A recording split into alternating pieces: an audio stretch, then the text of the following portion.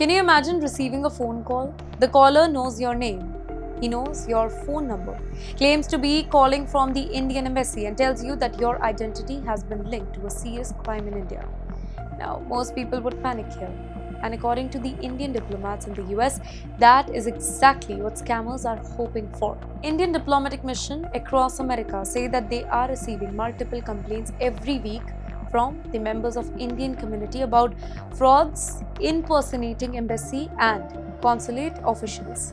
According to the officials, these scammers use technology to spoof official-looking phone numbers and create very convincing stories to pressure the victims into sharing their personal information or spending money.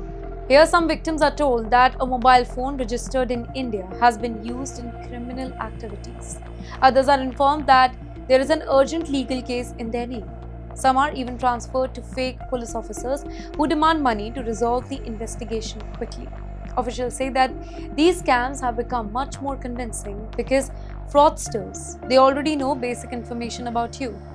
Well, in some cases, they use fake documents, caller ID manipulation, and even artificial intelligence to make their stories sound genuine. Experts warn that modern tech is making these fraud and these scams far more sophisticated than ever before.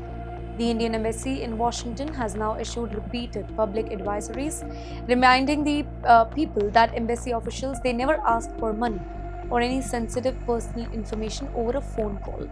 The embassy says it is working closely with American authorities to investigate these scams and has urged the victims to immediately report any suspicious call. The number themselves. They tell a worrying story here.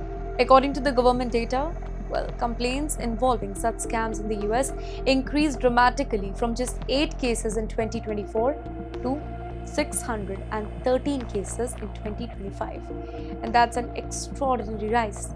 And it shows how quickly these fraud networks are expanding. Now think why this matters. Thousands of Indians living abroad, they regularly deal with embassies and consulate for passport, visa, OCI cards and emergency assistance.